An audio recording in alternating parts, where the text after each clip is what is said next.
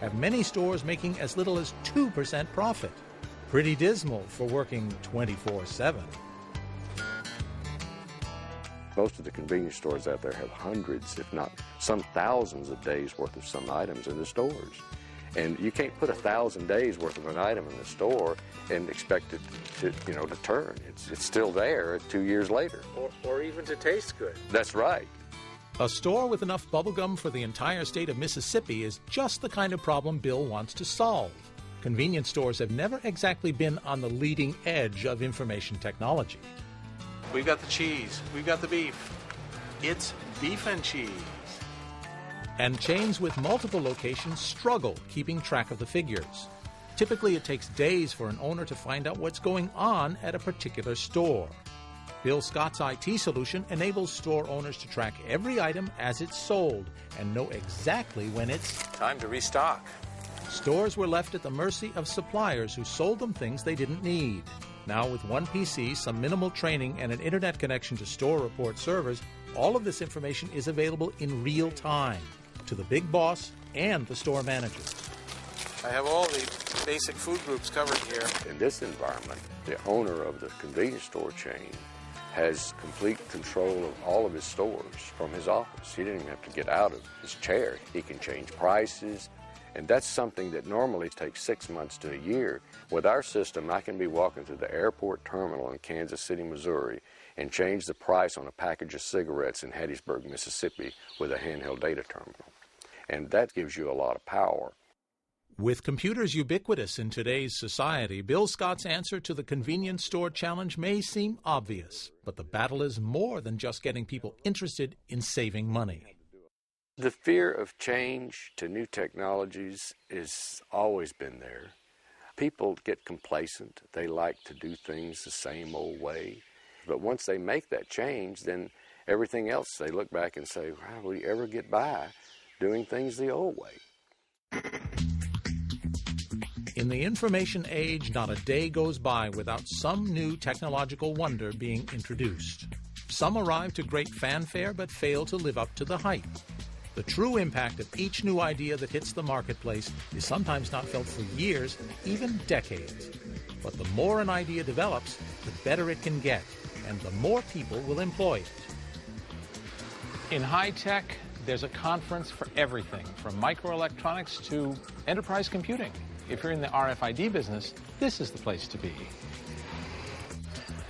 Welcome to RFID Journal Live. Here, both creators and buyers of radio frequency identification products come together not only to make deals, but to teach and learn the possibilities. At this event, if you can imagine it, they can track it. It turns out you can track RFID all the way back to World War II, when British fighters accidentally shot down their own bombers returning from Germany. Their solution was to develop a transponder that sent and received identifying radio signals, creating a friend or foe identification concept still in use today. But RFID has many other uses, too. RFID technology came to the forefront when Walmart said, I want you to put these little RFID tags on cases and pallets that you ship to me. But since then, it's taken off in other areas like asset management, even people management, inventory tracking. So everything gets a little chip. Everything gets installed. A little chip. Show it to me. Here's a sample of a little chip. It's an asset tag. Okay, I can sort of see it through there. This is a passive tag. So I have to pass it by a reader, which sends energy that activates it. Right. Think of it as your cell phone, like a cell phone tower. Well, the reader sends out a signal saying, is anyone there? Is anyone there? The tag responds and says, here I am. I've been counted. Why not just stick with barcodes? Because RFID technologies have so much more potential. Just look at EasyPass and card keys.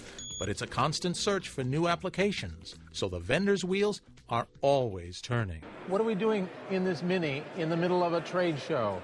Well, we've put together a program with them that actually uses active RFID tags to identify the drivers in the vehicles. And an ad agency has put up billboards across the US that allows them actually to get very specific targeted messages, marketing messages. Yeah, but what I want is to go by and have it say, Bob, isn't it time for you to change your windshield wipers? So welcome to the next phase of the project. These guys could be advising their customers when their next service is due, and these little tags are what does it for them.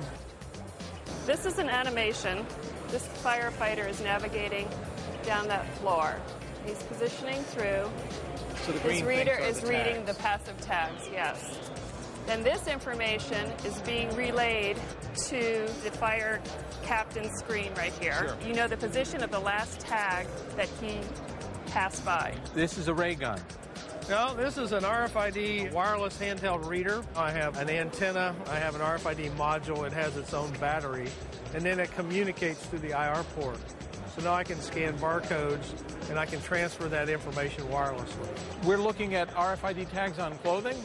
What's the deal here? When a retail item is put in the wrong spot, it's just like not having it there at all. In fact, it's even worse. From a retailer standpoint, you've paid for that inventory, but it's not there for the customer to buy.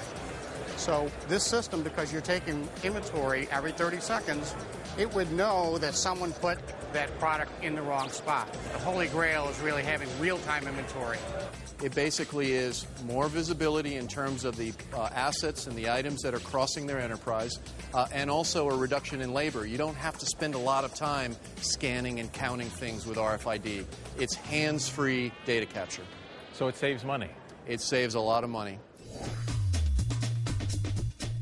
At the heart of these technologies we've discussed lies virtuality, virtual offices, virtual inventory systems, virtual marketing. The logical extension of this trend is